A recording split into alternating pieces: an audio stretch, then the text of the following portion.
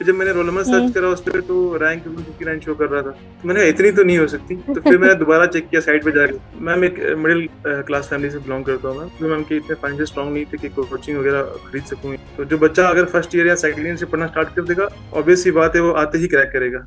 पहली बात तो आपकी थ्योरी क्लियर होनी चाहिए। थ्योरी पर जितना हो सके उतना फोकस करो। और मैं एक एक्स्ट्रा चीज सजेस्ट करूंगा कि कैसे हो आप? कैसा फील कर रहे हो? मैम बहुत बढ़िया हूँ। आप बताओ मैम, कैसे आप मैं कैसा तो फील कर रहे हो? अभी देखो, स्टूडेंट का जब भी सिलेक्शन होता है तो टीचर को तो ऑब्वियसली बहुत अच्छा फील होता है। मैं तो तुमसे डबल खुश हूँ। तुम बताओ तुम कैसा महसूस कर रहे हो, है ना? क्योंकि एक अचीवमेंट होती है इंसान की जब लाइफ में ऐसा फेज आता है। तो जब मैंने क्लियर किया था तो मैं बहुत खुश थी उस दिन। तो आई वॉन्ट टू नो कि तुम कैसा फील कर रहे हो। सबसे पहले तो तुम्हारे बारे में जानना जरूरी है। जी मैम, मैं भी बहुत खुश हूँ। पहले तो थैंक्स है सब एनप्रेप टीम को मैम। और सबसे ज्यादा थैंक्स मैं कहना चाहूंगा हेमंत सर को मैम, जिन्होंने बहुत मेहनत की हमारे लिए और हमारे लिए वापस भी आए। तो थैंक यू मैम। हिम्मत सर को कितनी मेहनत से वापस लेकर आए हैं बच्चों के लिए। जी ऑब्वियसली मैम, सर, जी मैम। सर जितने आपके फेवरेट है उतने मेरे भी फेवरेट हैं। ऑब्वियसली सर जी तुम्हारे लिए क्वेश्चन बनाने में कितनी मेहनत करते हैं। डेली 7 AM लाइव रखते हैं, कभी मिस नहीं करते हैं। तो ऐसी कंसिस्टेंसी कम देखने को मिलती है ऑब्वियसली। और फिर स्टूडेंट सेलेक्ट होते हैं तो उनको भी तुमसे ज्यादा खुशी होगी। सर एक्चुअली थोड़े से बिजी थे, नहीं तो वो भी आपसे बात करते, वो हल्का सा बिजी थे। जी मैम। ओके, अब आप मुझे ये बताओ घर पे कैसा माहौल है? मतलब अभी घर वाले कैसा फील कर रहे हैं? फैमिली को कैसा फील हुआ जब तुमने उनको बताया होगा? मम्मी पापा का कैसा रिएक्शन था? मैम बहुत अच्छा क्वेश्चन था। पहले तो यकीन नहीं कर रहे थे कि इतनी अच्छी रैंक आ सकती है, क्योंकि अच्छा, यकीन ही नहीं किया? अचानक से ऐसे रैंक। जी मैम, तो ओके, उन्होंने कहा दोबारा चेक कर लो एक बार। तो मैंने चेक करा तो दिखा रैंक वही थी सेम। तो एसटी रैंक जब चेक करी मैंने अपनी कैटेगरी की, तो वो ऑल इंडिया वन आ गई। तो ये तो बहुत अरे अच्छी वाह, बात हो गई। तो बस खुशी खुश मैम। बहुत अच्छे बहुत अच्छे। तुम्हारी रैंक एक बार बता दो। ये तो मुझे पता है कि तुम्हारी कैटेगरी में रैंक 1 है तुम्हारी, और ओवरऑल कितनी रैंक आई है? Ma'am 159 ma'am. Okay, very nice, very good, congratulation सबसे पहले तो मेरी तरफ से। And best of luck also. आगे भी ऐसी ही अच्छी अचीवमेंट्स तुम्हें करनी है ना? यहाँ तक रुकना नहीं है। जिस थैंक बच्चे के अंदर कैलिबर होता है वो बार बार अच्छी अचीवमेंट्स करता रहता है। और अब की बारी पापा को बोलना कि यकीन कर ले, ठीक है? बेटा पढ़ता है तो ऑब्वियसली यू। अच्छी जी रैंक मैम। आएगी। जी अच्छा, मैम। और बताओ मुझे, ये बताओ रिजल्ट खुद से चेक किया था या किसी दोस्त ने चेक करा था? कुछ बच्चे होते हैं ना, खुद से चेक करने से डरते हैं, किसी और से चेक कराते हैं। नहीं मैम, एक्चुअली मैंने फोन पकड़ा जब, तो पहले तो ये अनएक्सपेक्टेड हो गया कि अचानक से रिजल्ट आना। कुछ नोटिफिकेशन हम्म। नहीं, कुछ नहीं, अचानक से ही आ गया। उम्मीद भी नहीं हम्म। थी कि इतनी जल्दी आ जाए। हाँ, ज्यादा तो जल्दी फोन आ पकड़ा गया। तो नोटिफिकेशन आई ऊपर से, तो मैंने देखा शायद मैंने सोचा फेक होगा ये। फिर जब मैंने रोल नंबर सर्च हम्म। करा उस पर तो रैंक 159 शो कर रहा था। तो मैंने कहा, इतनी तो नहीं हो सकती। तो फिर मैंने दोबारा चेक किया साइट पे जाके। फिर जब चेक करा तो हाँ सेम रैंक आई। तो मैंने कहा हाँ आ गया है, अच्छा रिजल्ट। फिर बहुत खुशी हुई। घर वालों को बताया, वो भी बहुत खुश हुए मैम। Okay, very good. छोटे भाई बहन है कोई? वो लोग भी ऑब्वियसली बहुत खुश हुए होंगे तुम्हारे लिए। जी मैम, सब बहुत खुश हुए। Okay, very good. अच्छा, ये बताओ आपके लिए रैंक कितना मायने रखती है? मतलब जब हम पढ़ने बैठते हैं तो होता है ना, ऐसा सोच के बैठते हैं कि मुझे इतना तो चाहिए। और ऑब्वियसली मेल कैंडिडेट के लिए तो ज्यादा रहता है वो मार्जिन, है ना? तो तुमने कुछ ऐसा टारगेट बनाया था कि इतनी रैंक तक मैं ले आऊंगा? ऐसा कुछ सोचा था? मैम टारगेट टारगेट पहले नहीं था, लेकिन जब मैंने प्री का एग्जाम क्लियर करा तो उसके बाद मैंने टारगेट बनाया। क्योंकि मेरी ओके। परसेंटाइल उसमें अच्छी आ गई, तो 99.8 परसेंटाइल शायद प्री में आ गई मेरी। ओके, तो वेरी फिर गुड। मैंने सोचा कि अब मुझे और पढ़ना चाहिए। क्योंकि अब अगर पढ़ा नहीं तो लोग ये कहेंगे कि तुक्का लग गया शायद, तभी इतनी परसेंटाइल आ गई इसकी। फिर मैंने कहा अब डाउन तो होना नहीं, ऊपर ही जाना चाहिए। तो फिर पढ़ा, मैं मेहनत करी। फिर मैं सोच रहा था कि टॉप 50 टॉप 100 में आ जाए। सोचने के लिए हम्म। इंसान बहुत कुछ सोचता है, होता नहीं है। तो आसपास ही रह गया, तो 159 आ गई मैं। देखो, जब मेहनत करते हैं ना और जब हम ऐसा सोचते हैं कि हाँ मेरा इतना, मतलब अबव 100 मुझे रह जाना है, तो ऑब्वियसली आपने उस लेवल की मेहनत की है तो आप यहाँ तक आए हो। कुछ ना कुछ बात तो है ना? ऐसा तो है नहीं कि जी ऐसे जी। तुक्के में। देखो तुम्हारा प्री में भी कोई तुक्का नहीं लगा होगा। तुक्के नहीं लगते हैं इस चीज के अंदर। अगर तुम्हारी इतनी अच्छी परसेंटाइल तब भी थी तो वो ऑब्वियसली सिर्फ तुम्हारी मेहनत की वजह से थी। प्री और मेंस के हम्म। बीच में कैसा सिनेरियो रहा था तुम्हारा प्रिपरेशन का? बहुत सारे स्टूडेंट्स को ये डाउट रहता है कि प्री में बहुत अच्छा आ गया, जैसे तुम्हारा बहुत अच्छा आया। और मुझे तुम्हारी ये बात बहुत अच्छी लगी कि तुमने अपनी मोटिवेशन को या कॉन्फिडेंस को, ना तो ओवर कॉन्फिडेंट हुए ना मोटिवेशन डाउन हुआ, है ना? हल्का कोई और चीज रखी थी ऐसा कि प्री अब क्लियर हो चुका है तो मेंस के लिए क्या करूं, ऐसा? नहीं मैम, जो मैंने थ्योरी प्री करी पढ़ी थी, बस मैंने उसी हम्म। पे फोकस करा। बिल्कुल कुछ ओके। चेंज नहीं करा। कंटिन्यू सिंगिंग थ्योरी पढ़ी, सेम रिवीजन नोट्स किए अपने, और रिजल्ट आपके सामने है मैम। Okay, very good. अच्छा, अपनी स्टडी पैटर्न के बारे में थोड़ा सा मुझे बताओगे? कितने घंटे पढ़ते हो? दिन के कितने टाइम तुम सिर्फ पढ़ाई के लिए निकालते हो? बाकी टाइम थोड़ा अपना रूटीन थोड़ा सा बच्चों के साथ शेयर करो, क्योंकि तुम्हारा इंटरव्यू बहुत सारे बच्चे देखने वाले हैं और उससे मोटिवेट होने वाले हैं।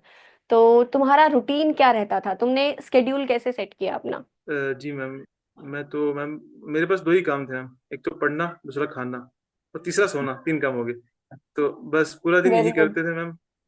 कोई टाइम लिमिट नहीं होती मैम, पूरा दिन पढ़ते रहते थे, जब मन किया बहुत सो अच्छे। गए, खा लिया सो गए। जी मैम। तो कुल मिला के अगर काउंट करें तो अप्रोक्स 12 to 13 आवर स्टडी को चले जाते थे मैम। अच्छा, मुझे ये बताओ, तुम आज इस पॉइंट तक पहुंचे हो, बहुत कम बच्चे यहाँ तक पहुंच पाते हैं, है ना? क्योंकि मेहनत तो सब करते हैं लेकिन उसका फ्रूटफुलनेस सबको नहीं मिलती है। सो तुम्हारा स्ट्रगल, थोड़ा जर्नी एक्सप्लेन करना चाहोगे अपनी, कि ग्रेजुएशन के बारे में कोई ऐसी चीज जो तुम्हें आज भी लगती है कि तब तो मैंने सोचा ही नहीं था मैं यहाँ तक पहुंच जाऊंगा? मैम बेसिकली मैं एक एवरेज स्टूडेंट हूँ, टेंथ तक। टेंथ के हम्म। बाद मैंने सब चेंज करा अपना पढ़ना, देखा, माहौल चेंज हुआ मैम। तो मैम 12th तक मेहनत करी, 66 से हम्म। मैं 76% पे 12th पे। फिर ग्रेजुएशन में सेकेंड ईयर में मुझे नौशर का पता चला, लेकिन मैम मैंने पढ़ना स्टार्ट नहीं करा, नहीं क्योंकि करा, माहौल ठीक नहीं है। था वहाँ, कॉलेज में माहौल नहीं था। हम्म। तो फिर मैम ग्रेजुएशन के बाद मैंने प्राइवेट जॉब स्टार्ट कर दी। प्राइवेट जॉब में मैंने अप्रोक्स 1 ईयर लगा दिया मैम वहाँ पे मैंने। तो मैंने देखा वहाँ पे अच्छा नहीं है सिस्टम, तो फिर मैंने छोड़ दी। ड्यूरिंग जॉब मैंने नोटर 7 दिया। नोटर 7 में मेरी प्री क्वालिफाई हो गया, और हम्म। मेंस में मेरी रैंक 5000 आ गई। तो जब मैं मेरी प्री क्वालिफाई हो गया, मेंस नहीं हुआ, तो मैंने उस चीज़ को मोटिवेशन लिया कि बिना पढ़े तूने प्री कर दिया यार, तो तू कर ही सकता है फिर। तो फिर मैंने उसी दिन सब छोड़ा, घर आ गया मैम। तो फिर सितंबर में शायद मैं बैठ गया पढ़ने में। तो तब से लेके अब तक, अप्रैल के 2 तारीख तक मैं बैठा हुआ था। उसके बाद अब उठा हूँ मैं वहां से मैं। तो ओके, बाकी बहुत तो बढ़िया। नौशा एट का रिजल्ट आपके सामने है। बहुत जी मैम। अच्छे, बहुत अच्छे। बहुत सारे बच्चे ऐसा करते हैं कि मेरे से ये क्वालिफाई नहीं हुआ, तो मोटिवेशन उनका तभी का तभी डाउन चला जाता है। तुम्हारी बात बहुत अच्छी है कि 7 बेशक से रैंक कितनी भी थी, तुम उसको 5000 से 159 तक लेकर आए हो। It is a very big thing. और मेरे हिसाब से बाकी बच्चों को तो बहुत ज्यादा मोटिवेट हो जाना चाहिए, उनको तो वीडियो देखते ही पढ़ने बैठ जाना चाहिए, जिस हिसाब से तुमने इतनी अच्छी बात बताई है, ऑब्वियसली। बहुत अच्छे। अच्छा, थोड़ा सा अपनी इंस्पिरेशन या मोटिवेशन के बारे में बताना चाहोगे कि यहाँ तक पहुंचने के लिए तुम कैसे इंस्पायर हुए हो, या why you are motivated? Ma'am inspiration और मोटिवेशन सिर्फ एक फैमिली होती है। तो मैं चाहता था कि फैमिली के जो हालात हैं उनको मैं इम्प्रूव करूं। तो मैम इसलिए मेरी मोटिवेशन, मेरा सब कुछ मेरी फैमिली है मैम। Okay, very good. और अपनी फैमिली के बारे में थोड़ा बताना चाहोगे? जैसे तुमने बताया कि सिर्फ उनकी आपकी फैमिली ही आपकी असली मोटिवेशन थी पढ़ने के लिए। सो हल्का सा कुछ आप अगर कंफर्टेबल हो तो बताना चाहोगे, आपके पेरेंट्स क्या क्या क्या काम करते हैं, किस तरीके से आप मोटिवेट हुए? मैम एक मिडिल क्लास फैमिली से बिलोंग करता हूँ मैम। तो हम्म। मतलब इतनी, मतलब इतना मैम कि इतने फाइनेंशियल स्ट्रांग नहीं थे कि कोचिंग वगैरह खरीद सकूं या कंटिन्यू 2 3 टेस्ट दे सकूं। ओके, तो ओके। इसीलिए मैम बस, लेकिन फैमिली सपोर्ट मेरे को पूरी रही, कोई कमी नहीं छोड़ी उन्होंने मैम। कोई काम नहीं करवाते थे मुझसे, कोई कुछ नहीं, बस एक ही काम था, पढ़ने का। वो स्पोर्ट मुझे यहाँ से वहां तक ले गई मैम, मंजिल तक। Very good. इसका मतलब फैमिली का सपोर्ट भी हमारे लिए उतना ही मायने रखता है जितना हमारी खुद की मोटिवेशन। बहुत अच्छे। तो आपने दोनों चीजों को बैलेंस करके रखा है, ये भी बहुत अच्छी बात है। आपकी फैमिली ने भी आपको सपोर्ट किया है, और आपने उस चीज को बहाना नहीं समझा। बहुत सारे लोग ऐसा सोचते हैं ना कि मेरे घर की तो फाइनेंशियल कंडीशन ठीक नहीं है, तो मैं तो इतना ही कर सकता हूँ, है ना? आप वहां तक नहीं रुके, ये चीज बहुत अच्छी है।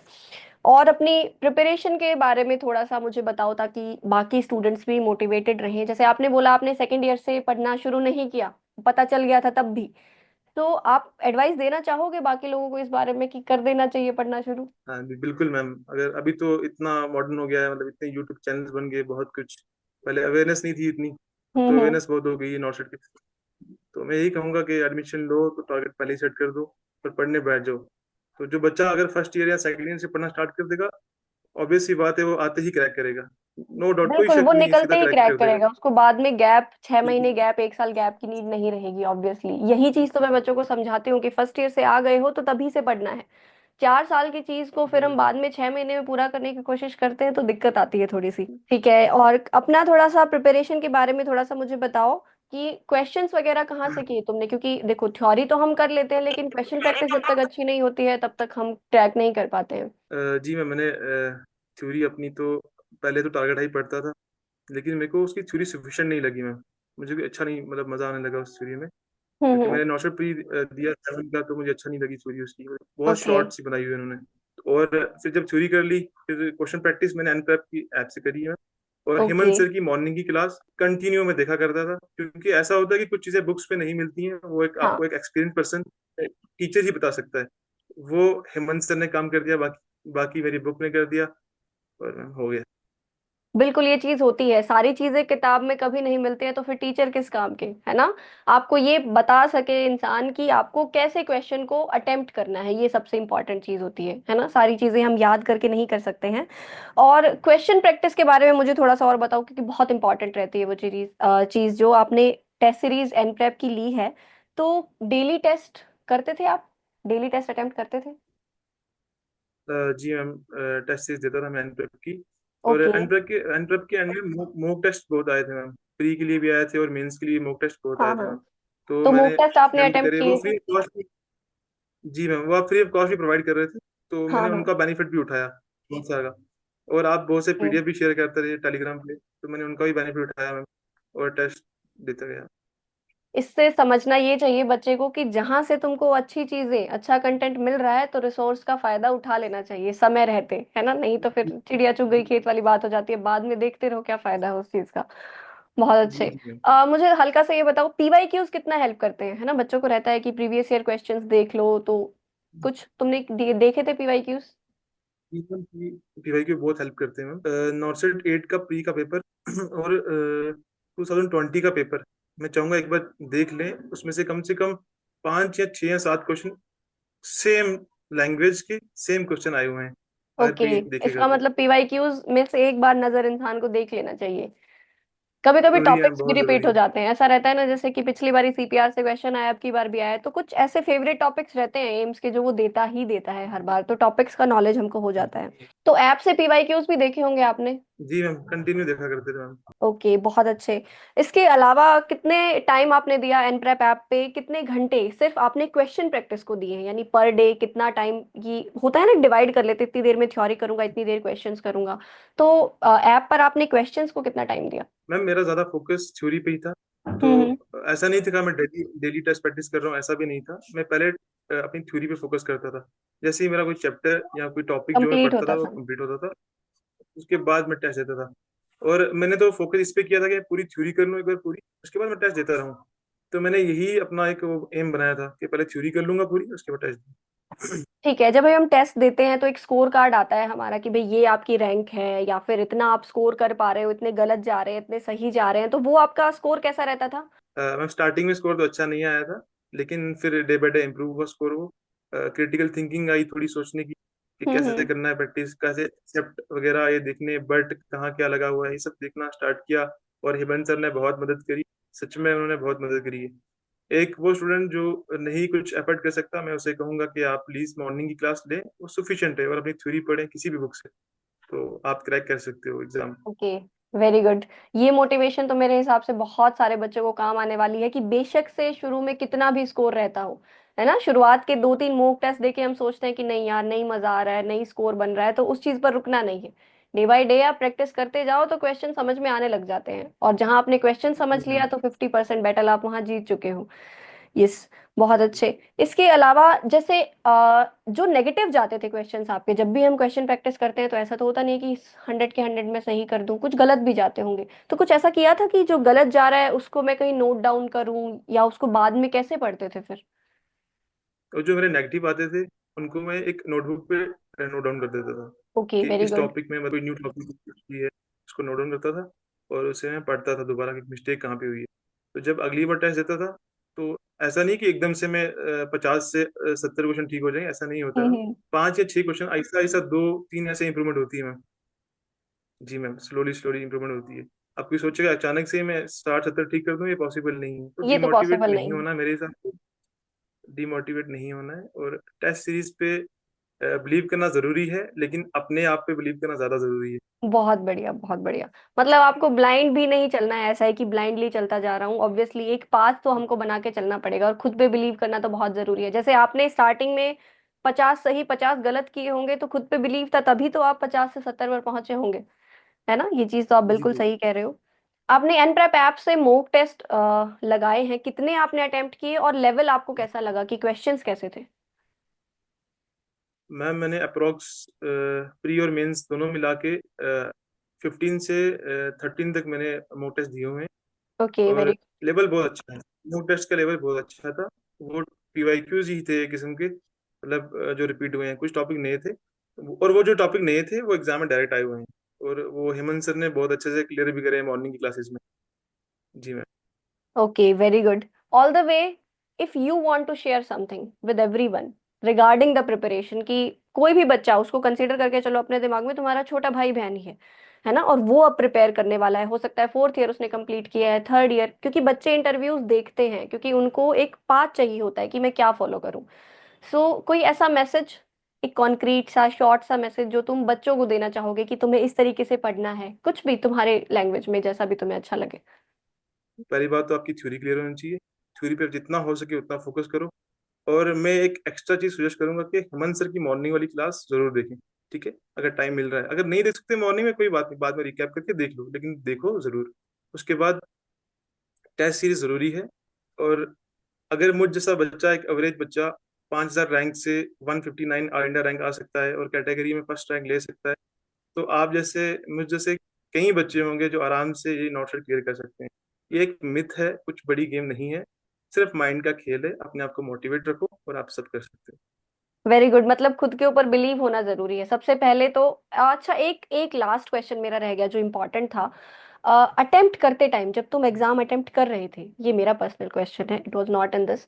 अटेम्प्ट करते टाइम बहुत बच्चे ऐसा होते हैं जो एंग्शियस हो जाते हैं। पर्सनली मैंने बहुत बच्चों से बात की, अब की बार एग्जाम प्री वाला 2 घंटे लेट हुआ था, उसके चक्कर में इतने सारे बच्चे डिमोटिवेट हो गए, एंग्शियस हो गए, पेपर खराब कर दिया, आता हुआ भी खराब कर दिया। So I want you to address this topic, है ना, स्पेसिफिकली दिस टॉपिक, कि तुम बच्चों को क्या मैसेज देना चाहोगे कि जब अटेम्प्ट करते हैं उस टाइम पे क्या ध्यान रखना है। ये तो प्रिपरेशन वाली चीज हो गई। जी मैम। तो अटेम्प्ट करते समय बस माइंड में एक चीज रखना है कि मुझे सब आता है। जब एग्जाम स्टार्ट कर रहे हो उससे पहले थोड़ा सा 2 मिनट पहले ब्रेक ले लो, एक लंबी सांस लो, और जब बैठो तो ये बिलीव करो कि मुझे आता है। ये प्री का छोड़ के, क्योंकि इसमें तो डिले हो गया, वरना बाकी प्री तो टाइम पे ही होंगे सब। तो हम्म। ये जब भी एग्जाम स्टार्ट करो, यहाँ पे बिलीव करो कि मुझे आता है। तो स्टार्ट करने से पहले जो क्वेश्चन स्टार्टिंग के ऐसे होते हैं, क्योंकि एग्जामिनर खेलता है माइंड के साथ, कि 10-15 क्वेश्चन स्टार्टिंग के इतने टफ होंगे कि बच्चा अटेम्प्ट नहीं हम्म। कर पाएगा। हम्म। तो सबसे पहले घबराना नहीं है, तो अपने आप पे बिलीव रखना है, कोई बात नहीं, आता है मुझे, तो बस अटेम्प्ट करते जाना है। और अपने आप सोचोगे मुझे आता है, तो आ ही जाएगा। तो बस करते जाना है, हो ही जाएगा। Okay, very good. कितने क्वेश्चंस अटेम्प्ट किए थे आपने प्री में और मेंस में, अलग अलग कितने कितने किए थे? मैम प्री में मैंने 82 अटेम्प्ट किए थे, ओके, वेरी गुड। और और सिर्फ मेन? 13 रॉन्ग हुए थे। और 13 मेंस में रॉन्ग हुए मैंने थे। 140, और मेंस में मैंने 146 अटेम्प्ट करे थे, और 30 रॉन्ग हो गए। 30 रॉन्ग हो गए। ठीक है, कोई बात नहीं। 146 तक मतलब तुम ले गए थे अटेम्प्ट करते हुए। अकॉर्डिंग टू यू कुछ ऐसी चीज थी जो तुम्हें लगता है कि मुझे नहीं करनी चाहिए थी? ये तो मैंने वो सारी चीजें तुमसे पूछी जो तुम्हें करनी चाहिए थी। कुछ ऐसी चीज all the way through out your journey, कोई ऐसी चीज जो तुम्हें लगता है कि ठीक है। वहां जाकर बदल दूं तो शायद ये रिजल्ट जल्दी आ जाता? जी मैंने मैम एक्स्ट्रा अटेम्प्टेशन कर दी। जब क्वेश्चन आने लगे मुझे बहुत ज्यादा, प्री में तो नहीं ऐसा हुआ, लेकिन मेंस में ऐसा हो गया कि जब मुझे क्वेश्चन कंटिन्यूसली, हाँ ये भी आता है, ये सब डायरेक्ट क्वेश्चन आ गए, आते हैं, तो मैंने कुछ हम्म। एक्स्ट्रा चीजें जो बाहर से आई हुई थी, 2-4 क्वेश्चन ऐसे होते हैं जो बाहर से होते हैं, तो उनके चलते हुए मैंने कहा नहीं मुझे ये भी आता है, अपना आईक्यू ज्यादा यूज कर लिया, तो सबसे बड़ी गलती वही कर ली। तो उसके चक्कर में थोड़ा नेगेटिव हो गया, लेकिन एक्स्ट्रा इंटरप्रिटेशन नहीं करनी है। मैंने यही सीखा कि जितना तुम्हें आता है तुम उस पर स्टक रहो, तो ऑब्वियसली रैंक भी अच्छी आएगी, नेगेटिव कम होंगे, रिजल्ट भी अच्छा आएगा। इसका मतलब जितना मैं तुम्हारी बात से समझी हूँ, तुम कहना चाह रहे हो कि कॉन्फिडेंट रहो पर ओवर कॉन्फिडेंट मत हो जाओ, है ना? ऐसा भी नहीं सोच लेना है जी कि जी। अहम ब्रह्मास्मि मुझे सब आता है, वहां तक भी नहीं चले जाना है। ठीक है, ठीक ठीक सा लगाना है मतलब। जी ठीक है, वेरी गुड। मुझे बहुत अच्छा लगा तुमसे बात करके। नॉरसेट 9 भी अभी आने वाला है, सो नॉरसेट 9 के लिए बच्चे को अभी से लेकर क्या करना चाहिए? Anything from you? जी मैम, मैं यही कहूँगा कि सोशल मीडिया का जितना कम हो सके उतना कम यूज करें, और पूरा फोकस अपनी स्टडी पे, खासकर थ्योरी पे लगाएं। थ्योरी की जितनी रिवीजन करेंगे आप उतना अच्छा परफॉर्म कर पाएंगे मेंस में। तो बेस्ट ऑफ लक उनको जो नॉशन 9 की प्रिपरेशन कर रहे हैं। और हेमंत सर की क्लास देखना ना भूलें। बिल्कुल बिल्कुल। आपके मम्मी पापा क्या काम करते हैं? मम्मी हाउस वाइफ है, पापा पापा एक रिक्शा ड्राइवर है। ओके एंड तो वो तो ऑब्वियसली वो आप पे बहुत ज्यादा प्राउड होंगे।